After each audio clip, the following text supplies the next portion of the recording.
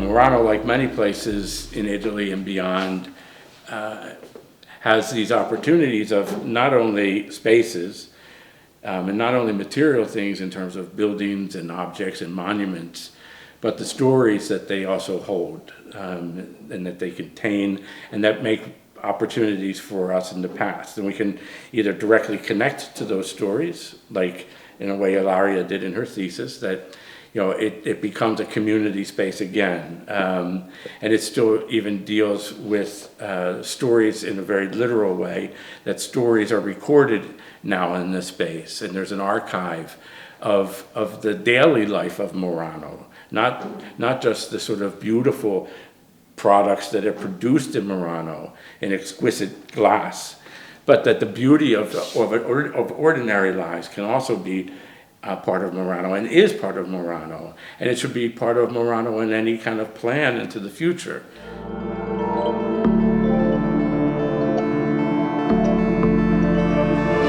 How can we create new rituals? How can we make Murano a better place for the ordinary person, not just for the glass industry?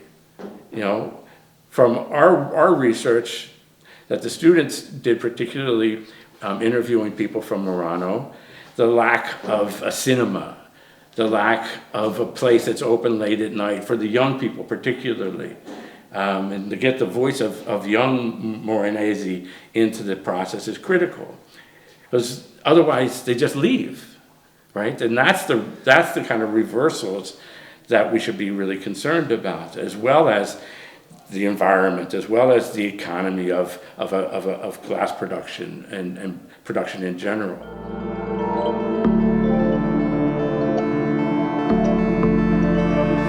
So moving the factories, to me, isn't the item. That's not the critical discussion.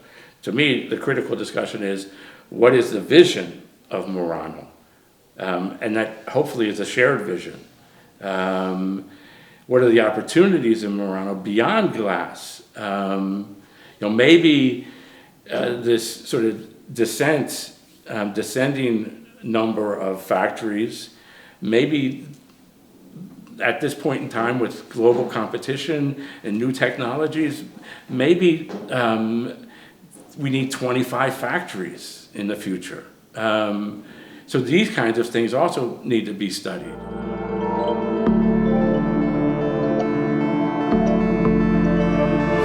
There's this whole enormous history of ideal cities, ideal communities created in America, often out in the desert.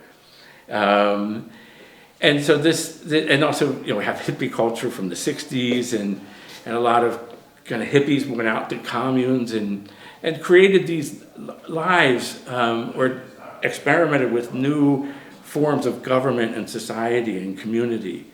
Murano could do this too. I mean, it's like a perfect kind of ideal town in terms of new way of living. Murano could be the greenest, ecological, self-sustaining community in Italy and beyond, if it wanted to do that.